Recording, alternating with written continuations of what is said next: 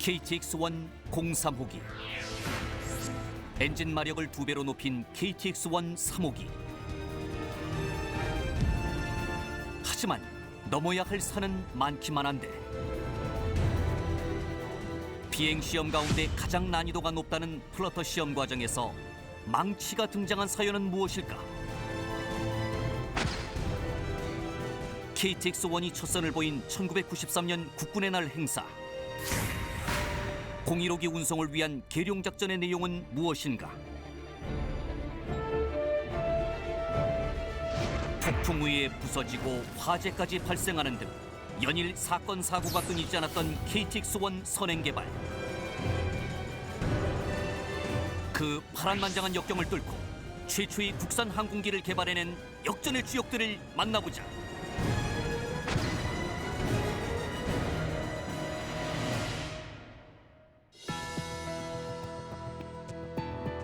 여러분 안녕하십니까? 첨단 국가의 초석 방위산업의 라미경입니다. 오늘은 지난 시간에 이어 우리나라 최초의 공군 항공기 KT-1의 선행 개발 과정에 대해서 알아보겠습니다. 함께하실 네 분 소개합니다. 먼저 국가연에서 제3연구개발본부장을 역임하시고 KT-1 등을 비롯해 다양한 항공무기 체계 개발을 이끌어 오신 조태환 박사 나오셨습니다. 안녕하십니까, 조태환입니다. KT-1의 체계 개발 단장을 역임하신 이재명 박사 모셨습니다. 안녕하십니까, 이재명입니다. KT-1의 체계 종합 분야를 책임지셨던 이수용 고모님 자리하셨습니다. 안녕하십니까, 이수용입니다. 마지막으로 KT-1의 수석시험 비행 조종사로 활약하셨던 분이시죠. 기호 대령님 나오셨습니다. 안녕하십니까, 기호입니다. 지난 시간에 KTX-1 시제기의 시험 비행에 대해서 이야기를 좀 나눴습니다. 특히 이제 스핀 테스트 과정 중에 조종사가 잠깐 정신을 잃는 바람에 정말 조마조마하게 이야기를 좀 들었는데요. 조태환 박사님, 네네. 스핀 테스트 외에 이 플러터에 대비한 이 시험 비행도 했다고 얘기를 좀 들었는데요. 우선 항공기에서 발생하는 이 플러터라고 하는 현상이 어떤 현상인지 좀 간단하게 설명을 주시죠. 네, 플러터 현상이라고 하는 것은 어떠한 특정한 비행 속도에서 기체 구조의 탄성에 대한 그 변형과 그리고 주기적인 공기력의 그 상호작용에 의해서 기체 구조의 변형의 진폭이 점점 증가해가지고 나중에는 파단까지 이르는 그러한 아주 어려운 상황을 얘기하는 것으로서 일종의 보통 기계에서 일어나는 공진 현상과 같은 것입니다. 이러한 공진 현상 계통은 비행기가 비행하는 비행 속도에서는 절대 일어나서는 안 되기 때문에 플러터 시험이라고 하는 것을 특히 통해 가지고 비행 시험의 속도를 비행기의 비행하는 속도를 제한하도록 그렇게 되어 있습니다. 예. 그러니까 쉽게 말하자면 이제 항공기가 비행하는 중에 진동에 얼만큼 견딜 수 있느냐라고 하는 것을 사전제 시험을 하는 걸로 지금 요약을 좀 할 텐데요. 자, 그렇다면 인공적으로 이 진동을 발생시키는 것 같은데 이 플러터 시험 어떻게 진행됩니까? 어떤 진동을 비행을 하면서 진동을 일으켜야 그 특성을 파악을 할 수가 있기 때문에 이제 진동을 일으키는 방법이 또 몇 가지가 쭉 그동안 쭉 하면서 방법이 몇 가지였는데 가장 쉬운 게 이제 저희 같은 항공기인 경우에는 이 수동식 조종 장치이다가 보니까 이 조종간 여기에 팻말을 세게 때려가지고 전체적으로 이제 항공기를 임팩트를 주모로 해가지고 여러 가지 고유 진동수를 한꺼번에 이야기를 시키는데 이제 그게 이 기체 구조에 어떻게 흐름하고 어떤 간섭이 없겠는지 탐색 개발 때는 이제 그 방법을 주로 썼습니다. 그러고 난 다음에 이제 선행 개발 때는 좀 제대로 된 방법을 쓰기 시작했는데 저희들 쓴 방법 말고도 또 한 가지 더 이야기할 수 있는 게 날개 끝에다가 어떤 조그마한 화약을 장착을 해가지고 팍 터뜨리게 되면은 결국은 뭐 어떤 임팩트를 주는 연륜 효과를 나타낼 수가 있거든요. 그래서 화약을 이용한 이런 방법도 있는데 그건 이제 상당히 또 화약 취급하는 데도 문제도 있고 시험 횟수도 탑재 개수가 제한이 되다가 보니까 그런 어려움이 있고 요즘은 거의 대부분 저희들 썼던 이런 방법 무슨 이야기인가 하게 되면은 이 베인을 회전을 시켜가지고 그 회전 베인에 슬로트 구멍이 있습니다. 그럼 앞에서 바람이 쭉 불어오게 되면은 그 구멍이 열렸을 때는 흐름이 그 구멍 속으로 들어가고, 그 다음에 또 돌아가게 되면은 바람이 막혀가지고 흐름이 못 들어가게 되는 이러한 가진 시스템을 저희들은 이제 선행 개발 때는 윙 팁에다가 윙 끝 부분에 장착을 해가지고 조종사분들이 원하는 어떤 회전수를 조종실에서 이제 세팅을 딱 하게 되면은 거기에 따라 가지고 이 회전수가 거기에 맞춰 가지고 삥 돌게 되면은 그 회전수에 해당하는 만큼 윙에 진동을 일으키거든요. 그렇게 해가지고 이제 쭉 시험을 하는, 좀 더 구체적인 거는 우리 조종사분께서 또 이야기를 해주실 거로. 이제 결국은 이제 이 탐색 개발과 선행 개발에 있어서의 어떤 시험하는 과정에 좀 다른 걸 이제 쓰기는 하지만 이제 지금 말씀 들어보다 보니까 해머가 등장을 하고 또 화약을 등장하게 되니까 굉장히 좀 위험하다는 생각을 좀 갖고 있는데요. 결국 이제 KTX-1 플로터 시험 비행을 우리 바로 이제 오늘 나와주신 그 개호 대령님께서 이제 그 시범 운행을 좀 하셨는데요. 우선 조종사 입장에서 이 플로터 이 시험 비행이라고 하는 게 굉장히 조금 부담이 되기도 하고 어떤 위험을 좀 감수해야 될 것 같은데. 어떤 것입니까? 맞습니다. 비행 시험 중에 가장 위험도가 높다, 치명도가 높다라고 생각되는 시험이 바로 이 플러터 시험입니다. 우리 이제 KT-1 개발하면서 탐색 개발 시제기 때도 이 015기에 이제 구조 시범기고 02호기는 이제 에어로다이내믹 시범기인데 015기에 구조 시험 중에 플러터 시험을 했습니다. 아까 저 이수영 고문께서 말씀하신 방법 중에 이제 한 해머링 방법으로 이제 했는데 그 소위 이제 컨트롤, 저희 시험 비행 조종사 세계에서는 이게 저 컨트롤 저크라고 합니다. 예, 저크 방법을 통해서 했는데 이 시험을 하다가 보면 나오는 아웃풋, 이 속도를 얼마까지 증가시켰을 때 그 나오는 그 진동, 이 진동 영향, 이것이 어떻게 감쇄되느냐가 이게 중점입니다. 결국은 최대 속도를 측정하기 위한 시험입니다. 최대 속도에서 이 비행기가 기동했을 때 그런 플러터 현상, 공명 속에 들어가서 위험 상태로 빠지지 않고 안전하게 비행을 계속할 수 있는지를 확인하는 시험이기 때문에 속도 저속에서 한번 틀어보고 또 다른 패턴을 틀어보고 점점 이 속도 증가시켜가면서 그런 그 가진 장치를 작동시키고 그 반응이 감쇄되면 괜찮고 감쇄되지 않고 이게 증폭돼 가려고 그러면 잡아야 됩니다. 우리 시험 비행소에서는 그렇게 얘기합니다. 플러터에 발생했다. 그러면 조종사 살았냐?를 묻습니다. 왜? 플러터가 발생했다는 건 기체의 일부가 파단이 일어났다는 얘기고요. 되게 쉽게 파단되는 것이 이제 플라이 컨트롤 이런 쪽이 좀 약해서 그쪽에서 떨어져 나가고 엘리베이터라든지 에일러론 이런 것이 떨어져 나가고 심하면 날개, 주위기냥 부러져 나가거나 후미동체가 부러지는 이런 일까지도 과거에 왕왕 이런 일이 있었습니다. 그래서 그 연구를 계속해가지고 이제 플러터 시험 방법이 발전하게 된 것인데 그래서 이제 시험 비행 조종사들이 거기에 대처하는 방법을 여러 가지로 배웁니다. 플러터에 들어갈 때 그때 정말 그 찰나 사실은 1, 2초밖에 안 됩니다. 그거 느껴야 되는 그 순간이. 그걸 느끼고 이거 플러터지? 그러면서 딱 잡아야 되는 그 순간에 정확한 액션을 취하지 않으면 자칫 글로 빠져들어갈 수 있습니다. 그래서 그 액션이 뭐냐? 비행기 속도를 줄여야 됩니다. 첫 번째. 속도를 줄이려니까 보통 최고 속도를 내다 보면 공중에서 최대 속도를 내고 그것도 부족해서 강화를 합니다. 급다이브 하면서 최대 속도를 계속 유지하고 있는 상태에서 가진 장치를 틀다가 트는 도중에 막 플러터 현상이 막 생기려고 그러면 잡아야 되는데 그때 어떻게 하냐? 악셀레이터를 확 줄이고 스피드 브레이크를 당기고 그다음에 가진 장치가 작동되고 있다면 한 번 더 이 트리거를 당겨서 스톱시키고 그다음에 스틱을 당깁니다. 이 네 가지 액션을 한꺼번에 딱 이렇게 해야만 1초 이내에 해야만 그 상태로부터 벗어나올 수 있는데 요 놓치면 자칫하면 문제가 생길 수 있습니다. 1, 2호기 그 탐색 개발 시제기 때는 플러터 시험을 제한적으로 했습니다. 왜냐하면 이 비행기가 사실상 시제기라고 말씀드렸지만 연구기입니다. 035기는 앞으로 그 공군에서 사용할 그 기본 훈련기의 외형이 똑같은 그런 시제기가 정확히 맞습니다. 그러나 1,2호기는 따지고 보면 그걸 갖다가 양산할 모델이 아니었기 때문에 똑같이 1,2호기는 이걸 구태여 최대 속도까지 갈 이유가 없다 해서 대개 제한적으로 시험을 수행하고 했습니다만 일단 1호기에서 플러터 시험을 컨트롤 저크 방법을 통해 이 해머링 하는 방법을 통해서 수행했던 기억이 있습니다. 예. 선행 개발에 비해서 탐색 개발이 약간 조금 더 쉬운 거 제한에 걸리기는 네, 하지만 제한. 실질적으로 생명을 담보하기 때문에 굉장히 또 위험하다는 생각을 조종사 입장에서는 충분히 들었을 것 같은데요.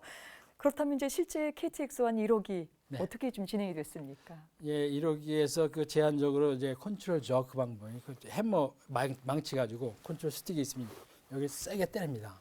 예. 때리면 이때 때렸을 때 시킬 수 있는 항공기 기체의 진동이 약 10Hz, 즉 초당 10회의 그 진동수가 발생하는 그 이하의 범위 내에서 진동을 유발을 시킬 수 있습니다. 그래서 이 항공기 축 방향으로 종축, 그다음에 옆에서 역배 방향, 횡축, 그다음에 방향축 방향 이 세 축 방향으로 러더를 차야 되는데 러더는 이제 이 망치를 때릴 수 없으니까 구둣발 뒤축으로 강하게 꽉 찹니다. 그러면 그 똑같은 그 효과를 내서 이 3축으로 반응을 시키고 이제 하나씩 합니다.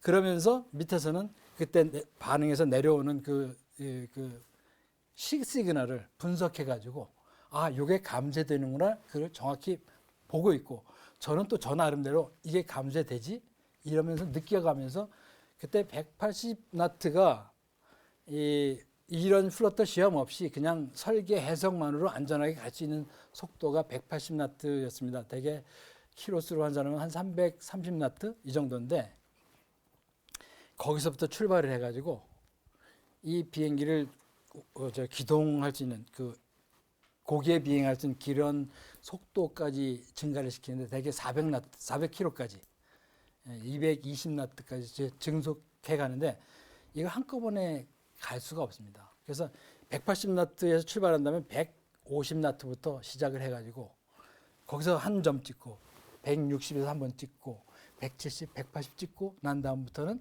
180까지는 안전한 범위니까 10나트 범위로 이렇게 증가시켜 갔지 않습니까? 그 다음부터는 5나트씩 증가시켜 가면서 짧게 5나트 증가했을 때 괜찮아. 오케이 10나트 그럼 190에서 한 번 더 해보고 195 이런 식으로 해서 220나트까지 안전하게 플러터 시험을 했습니다. 예. 실제 이제 그 시험 비행을 하셨던 우리 계호 대령님의 정말 생생한 말씀 잘 들었습니다. 여러분께서는 지금 첨단 국가의 초석 방위 산업을 시청하고 계십니다. 공군 항공기의 이름은 크게 알파벳과 숫자로 이루어진 고유 명칭과 별칭처럼 정해지는 통상 명칭으로 구분된다. 예를 들어 F-14라는 고유 명칭을 가진 전투기에 톰캣이라는 통상 명칭을 더하는 식이다. 그런데 고유 명칭을 구성하는 알파벳과 숫자에는 일종의 공식이 있어서 그 공식만 알면 해당 항공기의 특성과 용도를 쉽게 알 수 있다. 먼저 알파벳은 항공기의 임무를 나타내는데 A는 공격기, B는 폭격기, C는 수송기,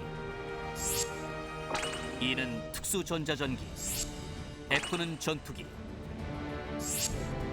H는 헬기, T는 훈련기를 뜻하는 식이다. 알파벳 뒤에 붙는 숫자는 기본 임무별 채택 순서를 표시한다. F-15는 전투기 중 15번째, F-16은 16번째로 채택되었다는 뜻이다. 만일 개발을 시도했다가 실패하거나 개발 후 정식 전투기로 채택되지 않는 경우 해당 번호는 비워둔다. 그런데 임무를 나타내는 알파벳과 채택 순서를 나타내는 숫자 외에 F-4D나 F-15K처럼 하나의 알파벳이 더 붙는 경우가 있다. 이처럼 맨 뒤에 붙는 알파벳은 개조 순서를 뜻한다. 즉, 개발 후 처음 개조된 버전은 A가 붙고 두 번째 개조되었으면 B가 붙는 식이다. 하지만 예외의 경우도 있다.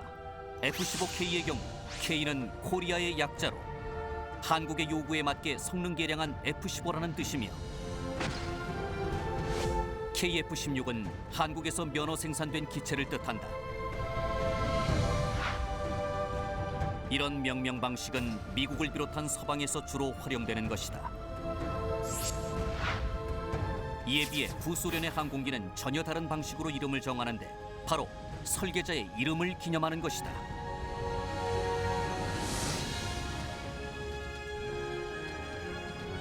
가장 유명한 미그기의 경우 설계자인 미코얀과 구레비치의 이름에서 따온 명칭이고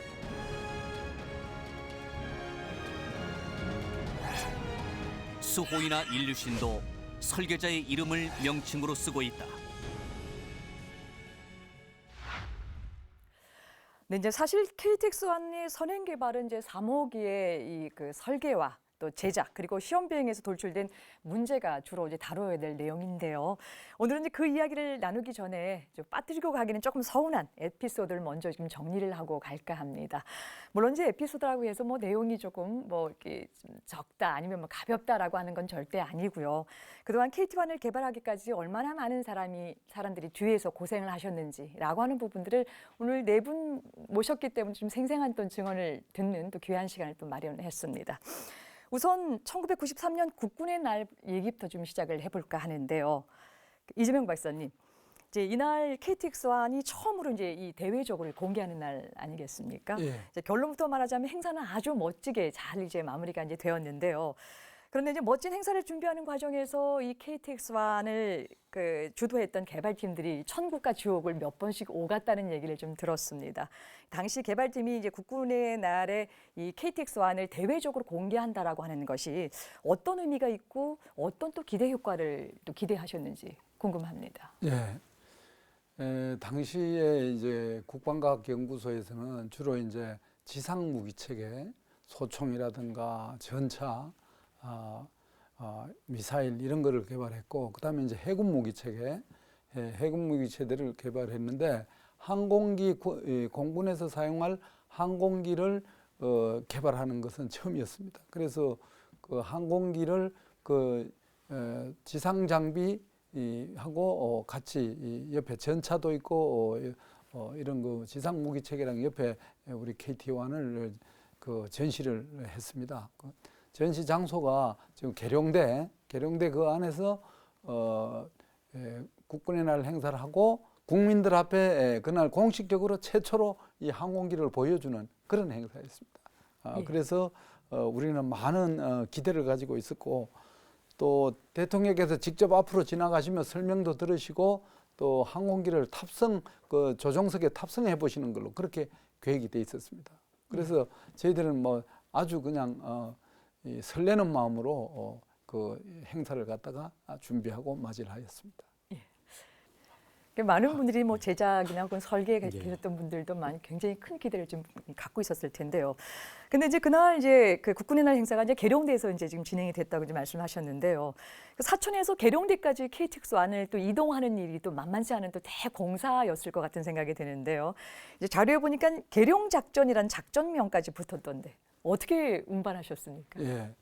그래서 이제 시험 비행을 경남 사천에서 하고 있었는데 계룡대를 전시를 하니까 계룡대가 대전 가까이 있으니까 길이 상당히 멉니다. 네. 그리고 이제 항공기 그 엔진을 기체에 장착한 상태로 이 운반할 때는 50km/h 시간당 50km 이하로 운행하도록 되어 있습니다. 왜냐하면은 이 도로라든가 이렇게 진동이 오게 되면은 그 엔진 안에 압축기하고 터빈 이런데 그 베어링이 아주 민감하고 굉장히 그 고속에서 돌도록 되어 있습니다. 근데 프로펠러에도 또 베어링이 있고, 그래서 베어링이 50km 시간당 50km 이상이 되면은 손상이 된다.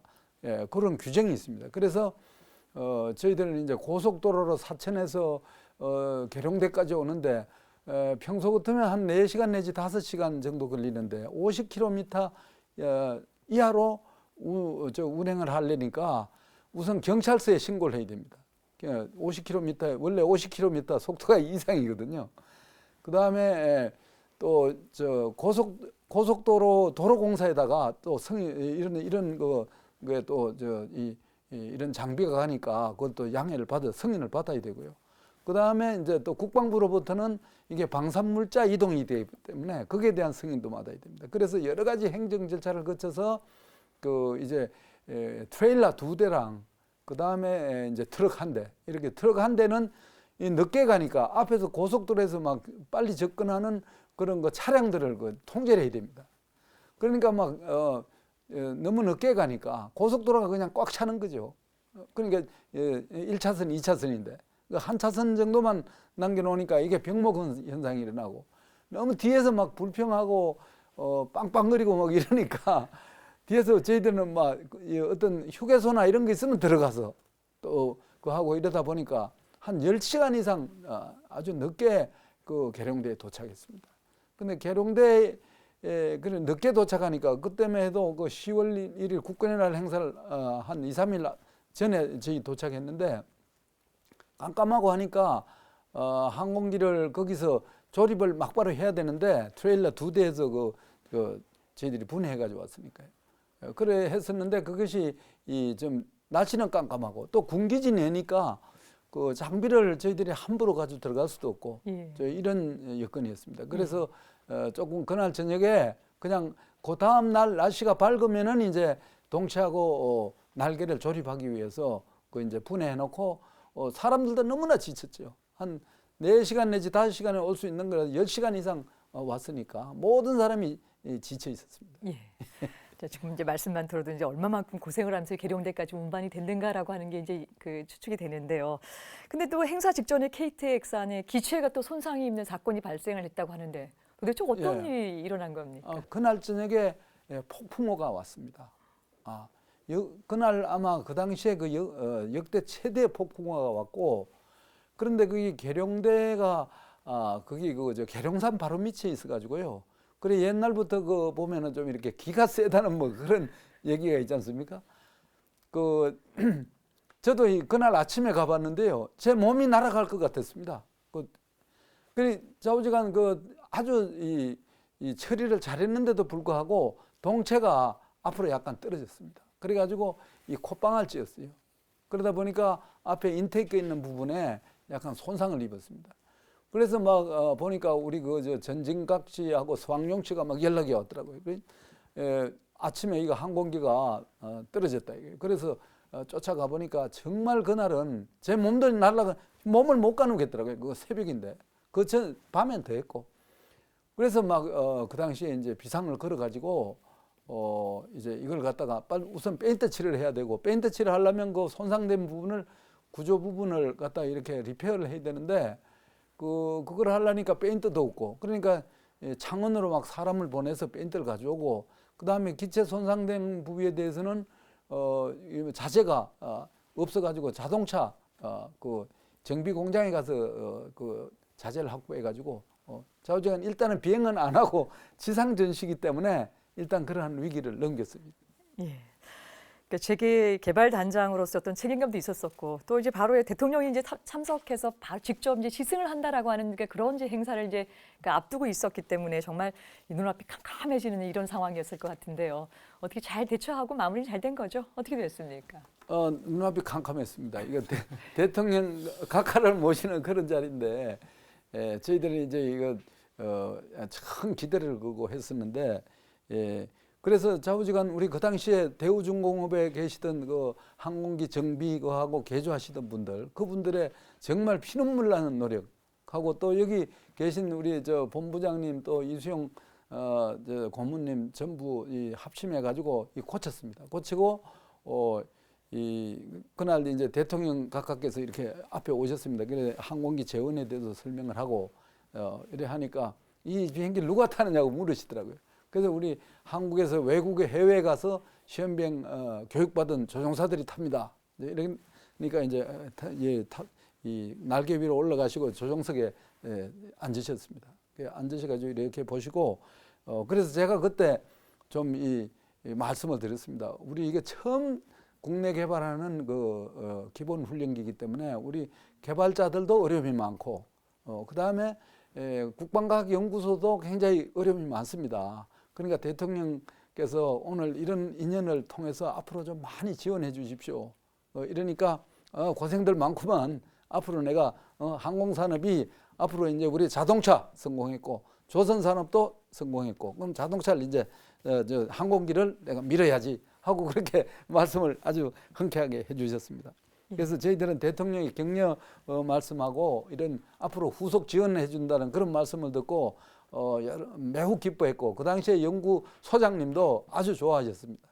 그리고 저희는 이제 그 당시에 해도 이게 이 탐색 개발이 끝나고 이제 선행 개발되는 그런 상황이기 때문에 예산 승인이라든가 이런 게 국방부에서 아주 깐깐하게 예산을 엄청나게 많이 삭감시키거든요. 그래서 대통령께서 이 항공기를 타보셨기 때문에 우리가 국방부로부터 사업 승인 받는데 상당히 이제 좀 노력이 이제 성공할 가능성이 높다 해서 연구원들이 매우 좋아했었습니다. 예. 그런 이제 이 제3연구개발 본부장을 역임하셨던 우리 그 조 박사님 같은 경우는 전체 이제 마무리가 잘 됐으니까 참 좋았지만 정말 이 간담이 정말 오르락내리락 했을 것 같은데 어떠셨습니까? 아니 그 비행기가 넘어지고 수리하고 하는 그런 과정을 옆에서 바라보는 사람들 마음은 정말 당혹스럽고 참담하고 어려웠지만 그래도 우리 이재명 박사님을 비롯한 우리 연구원들이 정말 일치단결해서 짧은 시간 내에 모든 것을 잘 극복해 주어서 제가 얼마나 감사한지 모르겠습니다. 정말 우리 팀 대단한 팀이었었습니다. 예. 여러분께서는 지금 첨단 국가의 초석 방위산업을 시청하고 계십니다. 항공기에는 고유 명칭 외에 기억하기 쉬운 별칭, 즉 통상 명칭도 부여된다. 전투기의 경우 주로 용맹하고 사나운 맹금류나 맹수의 이름이 많이 활용된다. 예를 들어 F-15K의 별칭은 전승을 달성하는 하늘의 절대 강자라는 의미로 슬램 이글로 불리며 F-16의 경우 독수리보다는 작지만 빠른 속도로 먹이를 사냥하는 매를 뜻하는 파이팅 펠콘으로 불린다. 또한 하늘을 나는 새뿐 아니라 호랑이나 상어 등 지상과 바다의 맹수 이미지를 쓰기도 한다. F4 팬텀은 엔진에서 나오는 소리가 날카로워 도깨비나 유령이 내는 소리와 같다고 해서 붙여진 이름이다. 이처럼 속도나 정확성, 파괴력 등을 강조하기 위해 벌이나 천둥, 번개, 장검이나 유성 등 다양한 동물과 사물의 이름을 사용하며 귀신이나 도깨비 같은 상상 속의 존재를 등장시켜 전투기의 위력을 강조하기도 한다. 한편 미 해군의 경우 항공기 별칭으로 F-14 톰캣과 F-4E 헬캣 등 고양이의 이름을 선호하는데 그 이유는 항공모함 갑판에서 항공기가 착함하는 모습이 높은 곳에서 뛰어내리는 고양이를 닮아서라고 한다. 그렇다면 KT-1의 이름은 어떻게 지어졌을까? 우선 고유 명칭인 코리안 트레이너, 즉 한국형 훈련기라는 뜻을 담고 있다. 국방과학연구소에서는 무기를 개발할 때마다 공모를 통해 이름을 짓는데 1992년 초 KT-1의 이름을 공모해 새벽을 밝히는 빛이란 뜻의 여명이 선정되었다. 하지만 3년 뒤 대통령으로부터 기운차게 날아오르라는 뜻의 웅비라는 이름을 선사받았고 지금까지 웅비로 불리고 있다. 첨단 국가의 초석 방위산업. 오늘은 KT-1의 선행 개발 과정에 대해서 이야기 나누고 있습니다. 비바람 때문에 이제 아찔한 위기를 겪었던 이 국군의 날 행사를 이야기를 좀 나눠봤고요. 이번에는 화재와 불 때문에 또 이 아찔한 위기 상황을 조금 있었었는데 구체적인 이야기 좀 알아보겠습니다. 이수영 고문님, 이제 KTX1의 그 롤아웃 행사와 관련된 또 이야기가 또 이제 있는데요. 우선 항공기 개발 단계에 있어서 이 롤아웃이라고 하는 것이 어떤 행사인지 쉽게 조금 설명을 좀 주시죠. 그 롤아웃이란 말 그대로 롤아웃이라는 게 굴러서 어디 나온다는 이런 영어 단어지 않습니까?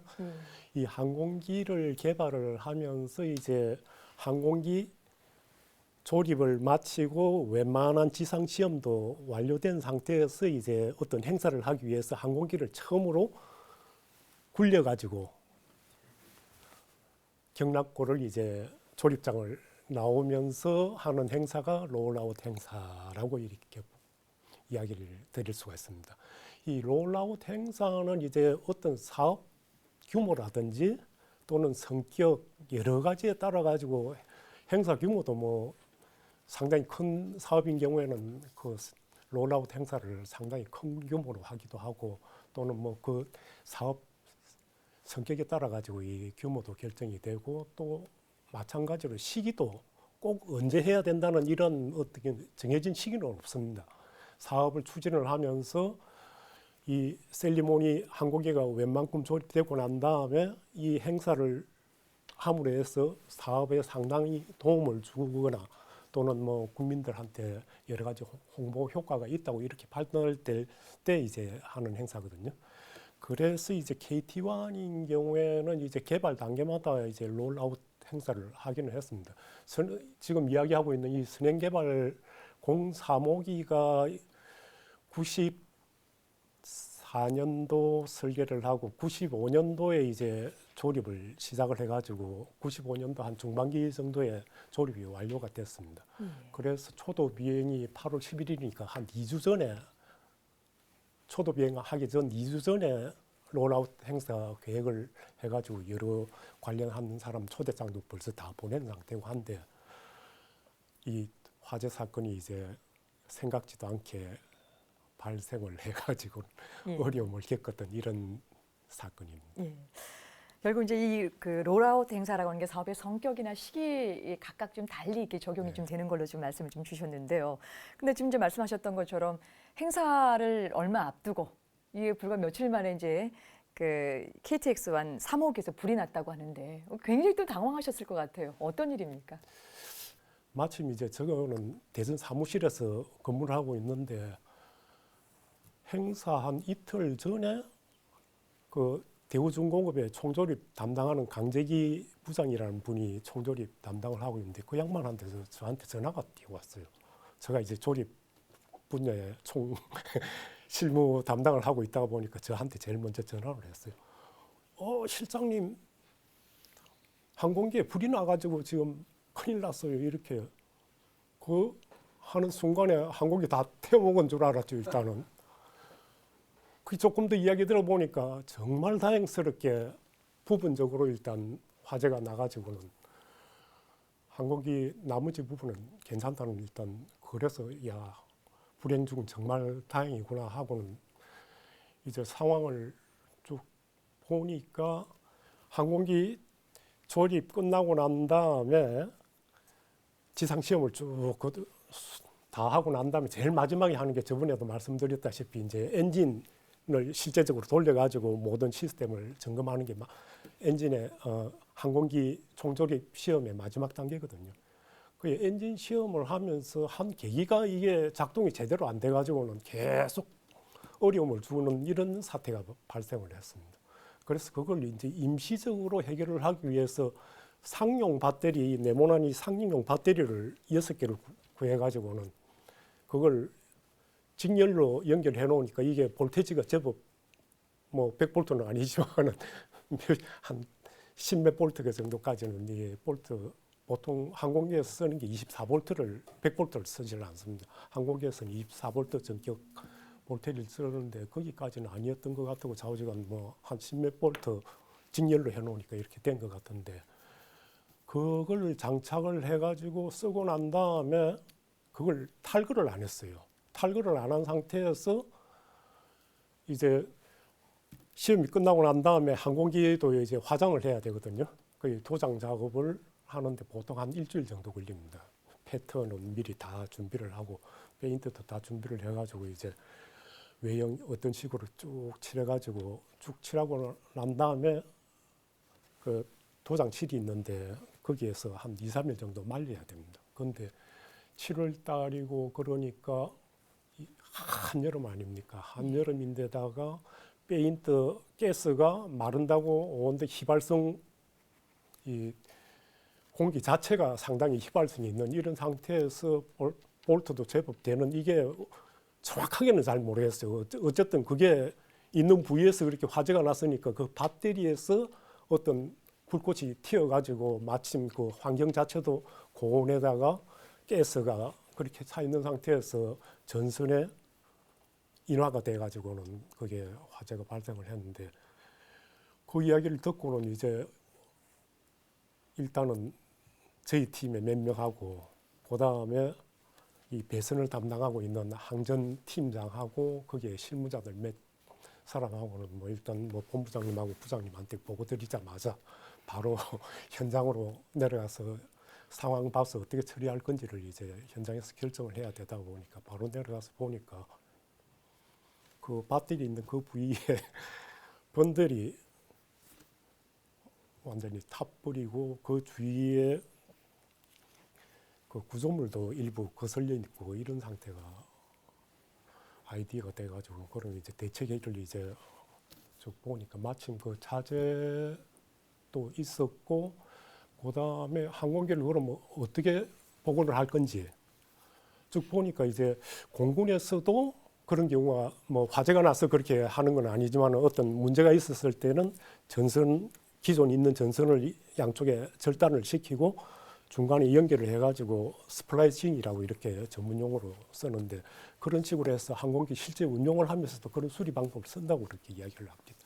그래서 일단은 이제 그을른 부위를 다 걷어내고 절단을 하고 새로 바깥에서는 동시에 와이어 잘라가지고 디자인을 쭉 길이 맞춰가지고 하고 그 작업하려고 하다가 보면 조종사 그 조종실에 한 명이 겨우 들어가거든요.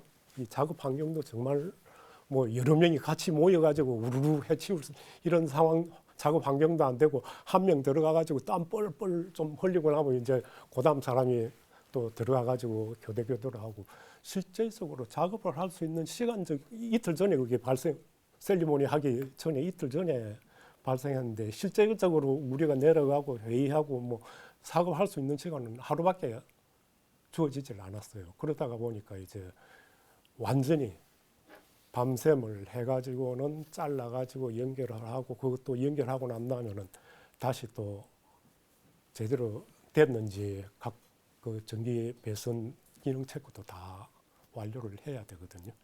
그래서 어쨌든 그것까지 완결시켜가지고 겨우겨우 행사를 하기는 했는데 사실 그게 조금 더 큰 화재로 이게 연결이 됐다고 가정을 해봤을 경우에는 이 사업은 제가 볼 때는 거기에 스탑이 됐을 것 같아요. 왜냐하게 되면 저희들 시제기가 3호기, 4호기 두 대를 만들고 있는데 3호기 첫 호기를 이제 선행 시제기로 물론 4호기도 있긴 있습니다. 그런데 비행 소티라든지 이런 거 볼 경우에는 한 대 가지고는 시제기 한 대 가지고는 도저히 그 개발 기간 내 모든 비행 시험을 끝낼 수도 없었고 그럼 한 대를 더 만들어야 될 형편인데 한 대를 만들려고 하다가 보게 되면 각종 거기에 항공기에 들어가는 장비들이 그냥 뭐 주문해가지고 들여올 수 있는 게 아니라 항공 장비인 경우는 거의 대부분이 오다를 하고 난 다음에 거기에서 만들어가지고 납품을 하는 거기 때문에 이게 거의 대부분이 좀 중요 장비인 경우는 롱리드 아이템 장기 인도품들입니다. 그게 보통 뭐 6개월 내지는 1년 걸릴 수도 있고 이렇기 때문에 그거 감안했을 경우에는 한 대 더 만드는다는 거는 기간 내에 거의 불가능한 게 아닌가 하는 이런 아찔한 생각이 듭니다. 굉장히 이제 애쓰셨을 것 같은데요. 이 박사님, 이제 어쨌든 간에 이게 수습을 하든지 이틀 내에 아니면은 좀 행사를 좀 뒤로 미루든가 좀 했어야 되는데 지금 이제 이 고문님 말씀 들었던 것처럼 굉장히 좀 다급하고 시간적으로 촉박했었던 그 시간인데요. 어떻게 좀 대처를 하셨습니까? 그래서 저희들도 이제 깜짝 놀래가지고 야 이거 큰일 났다 하고 이제 현장에 가봤습니다. 현장에 가보니까 그래도 그 부위가 좀 제한적이었고 와이어 하네스하고 끄름 정도만 있고 항공기는 항상 그 연료가 탑재되어 있거든요. 그래서 그 연료가 탑재된 거에 불이 붙었더라면 그 항공기 불난과 동시에 그 경락고 전체 불나는 거죠. 큰 불로 그 될 수 있었습니다. 그렇지만 그 당시에 그 작업할 때는 연료가 안 들어가 있었어요. 그랬고 그 다음에 그 부위가 이 좌측 콘솔이라고 해서 조종실 사이에 있는데 거기에 와이어 하네스를 제외하고는 손상을 별로 안 입었더라고요. 그래서 상당히 그래서 상대적으로 생각보다는 피해가 별로 안 컸다. 그걸로 안심은 했지만은 그러나 이게 이제 결국은 우리 연구자들이 거기 저 실험하고 난 뒤에 그런 걸 갖다가 깨끗이 정리하고 그 다음에 모든 스위치 같은 거는 오프하고 그 다음에 전기 회로 같은 거는 다 떼놓고 이래야 되거든요. 근데 이제 약간의 부주의가 있어가지고 저희 그 당시에 이제 전부 개발단 전부 집합시켜가지고 안전 제일 우선주의로 가야 된다 하고 다시 재교육도 하고 그렇게 한 것이 생각이 납니다. 네, 굉장히 이제 중요한 말씀을 좀 주셨어요. 이제 항공기 안전 문제. 그래서 이수영 고문님께 질문을 좀 하나 지금 드리겠는데요. 항공기 화재 관련해서 이 방화 시스템이 설계 당시부터 조금 돼 있을 법한데 어떻게 그런 것들은 없는 건가요? 아닙니다. 그 규정이라는 게 상당히 화재인 경우에는 거의 치명적이기 때문에 뭐 불이 났다고 하게 되면 공중에서 또는 뭐 지상도 마찬가지입니다만 공중에서 화재라는 거는 뭐 그냥 생각만 해도 끔찍한 이런 상황이 야기가 될 거로 보이는데 그래서 그러한 걸 방지하기 위해서 설계 단계에서도 이제 그런 화재가 안 나도록 이렇게 설계를 몇 가지 예를 들게 되면은 엔진이 장착되어 있는 이 부위하고 조종실 부위하고는 경막이 차단이 되어 있어가지고 만약 여기에서 엔진 쪽에서 화재가 났다 하더라도 그 영향이 조종사한테까지 영향을 안 미치도록 그래서 와이어가 지나간다거나 봉이 지나간다거나 하는 이런 부위에도 밀폐식으로 해서 화염이 전파가 안 되도록 전부 기밀 장치가 다 돼 있도록 이렇게 돼 있고 그 다음에 이제 전선을 배열하거나 또는 배관을 하거나 이럴 경우에도 그러한 화재를 염두에 두고 전부 방지를 위한 설계를 하는데 예를 하나 들게 되면은 그 전기에 대한 스파크도 될 수가 있겠고 그 다음에 엔진 쪽에서 어떤 화염이라든지 이런 걸 생각을 할 수가 있겠는데 그런 걸 대비를 해서 연료 배관 같은 경우에는 흘러도 이 전선에 안 흐르도록 전선이 있으면 전선은 위쪽에 배치를 하고 그 다음에 배관은 만약 배관이 터졌다 하더라도 아래쪽에서 흘러가지고 전선하고 어떤 뭐 그러한 화재 위험성을 최대한 낮춘다거나 그 다음에 그 외에도 액티브한 방법으로서는 이제 연료 탱크 같은 데도 연료를 씀과 동시에 질소가스를 채워가지고는 화재가 안 나도록 되어 있고 그 다음에 정전기 같은 경우는 정전기에서 화재가 또 우리가 일반적으로 보게 되면 주유소에서 간혹 폭발 사고가 일어나는 이런 경우도 있지 않습니까?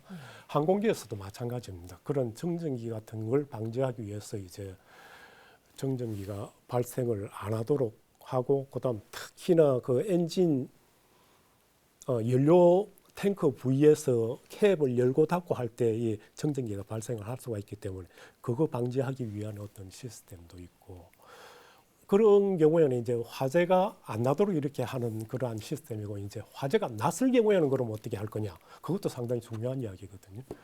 탐색 개발 시제기에서는 그렇게 제대로 못 갖추었는데 이 선행 개발 시제기에 오면서는 이제 엔진 쪽에 화재가 났을 경우에는 온도가 어느 정도 이상되게 되면은 그 온도가 이 와이어 안에 있는 가스 압력이라든지 이런 걸 통해 가지고 조종사한테 아주 큰 경고등을 번쩍번쩍 하도록 이렇게 경고를 주도록 되어 있습니다. 그걸 인지하자마자 조종사는 엔진 일단 연료 컷을 시키고 그다음에 연료 카트 시키고 유압도 어떤 화재 계속 불쏘시개가 될 수가 있거든요.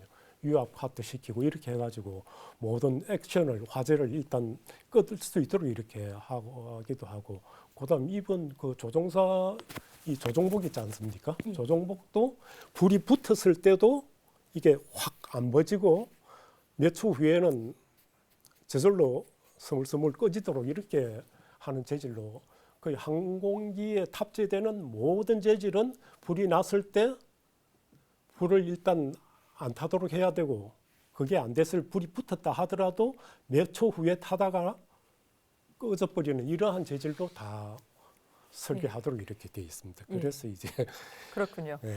그냥 그 항공기 화재 관련해서 지금 이제 마침 그런 에피소드가 있었기 때문에 여쭤봤었는데, 지금 예방 차원에서도 꼼꼼하게 좀 준비가 되어 있고 또 불이 났었을 때 조치 과정들도 굉장히 좀 잘 준비가 돼 있다라고 하는 걸로 이 정리를 좀 하겠습니다.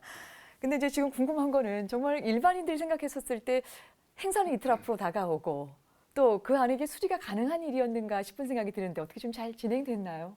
그러니까 이제 작업 환경도 나쁘고 시간도 없지만은 이제 일단은 뭐 최대한 밤샘 작업을 로테이션을 하면서 밤샘 작업을 하고, 옆에서는 이제 계속 저녁도 사가지고 와서 이제 동의를 하고, 사실은 행사가 그날 오후에 4시였던가 기억을 하는데, 실제적으로 작업 완료된 게 딱 2시간 전에 겨우 맞추는 이런 그래서 행사는 어쨌든 겨우 맞추는 하셨습니까? 네. 예. 결국 전 과정을 또 지켜보시면서 이제 마무리를 이제 쭉 하셨을 텐데요. 그 뭐 행사도 잘 진행이 됐을 테고, 지금 다시 회고하는 관점에서 돌이켜 보지만 좀 어떤 점을 좀 주목해 봐야 될까요? 지금 이제 이수영 고문께서 얘기하신 화재 방지 이런 것들은 이제 정상적인 항공기 운영 과정 중에서 화재가 발생했을 때는 이렇게 우리가 그 대비가 돼 있습니다라고 하는 얘기인데, 사실 이때 이 화재라고 하는 것은 화재가 발생한 성격이 좀 달랐습니다. 그리고 이러한 화재라고 하는 것은 발생해서는 안 되는 그런 전혀 우리로서는 뜻밖의, 그리고 어느 면으로 보면 조금 우리가 제대로 정신을 차리지 못한 바보 같은 그런 사고를 일으켰다라고 이제 되돌아서 이제 생각이 들게 됩니다. 모든 사고의 원인을 다시 찾아보면 사실 굉장히 쉬운 데서 사고가 일어납니다. 그 결과는 굉장히 끔찍해지지만 이것도 마찬가지였어요. 사실은 그 원래 사고가 난 원인이 거기에 있는 그 전자장비들에 대한 점검을 하기 위해서 원래 인가되지 않은 배터리를 우리가 그 전격의 배터리가 아닌 다른 배터리를 만들어 가지고 거기다 집어넣고 전자장비들 테스트를 다 해보고, 이게 정상적으로 작동하네, 이젠 됐습니다.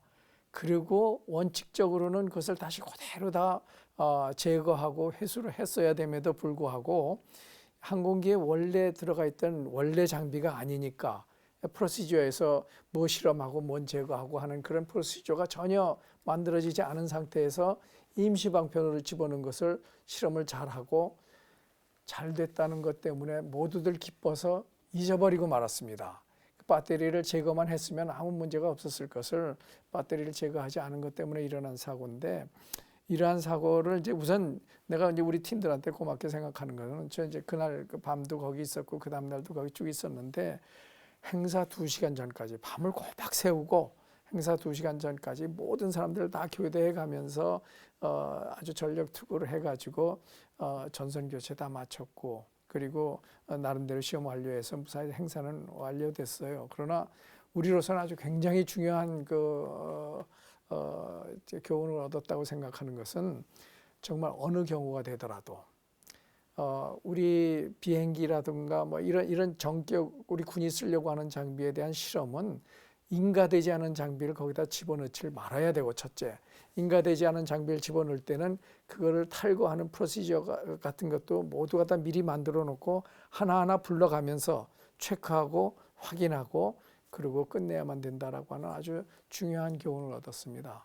그날 행사는 잘 됐습니다. 그러나 그 행사를 그렇게 강행할 수밖에 없었던 것은, 사실 연기해도 되는데 강행할 수밖에 없었던 것은 국방부의 고위층들을 대거 불러가지고 대외 행사로서 크게 했기 때문에 거기서 좀 어려운 상황을 보이기는 굉장히 좀 좋지 않은 그런 상황이었었기 때문에 저희가 좀 무리해서 강행했다고 생각합니다. 여기 계신 분들 모두 다 그 당시에 아주 정말 수고 많았었습니다. 예. 화재를 진압하는 것도 굉장히 중요하겠지만 화재가 왜 일어나는지 원인적인 측면에 있어서의 전반적인 절차를 다시 한번 되돌아본 일들 굉장히 또 주목을 해봐야 될 지점이라고 생각합니다. 그렇습니다. 네. 예, 오늘 네 분 말씀 잘 들었습니다. 그야말로 다사다난했던 KT1의 개발 과정, 폭풍 후에 또 화재까지 극복했지만 아직도 넘어야 할 장애가 있습니다. 최초의 공군 항공기를 완성하기 위한 매서운 당금질 이야기, 다음 이 시간에 이어가겠습니다. 끝까지 함께해 주셔서 고맙습니다. 안녕히 계십시오.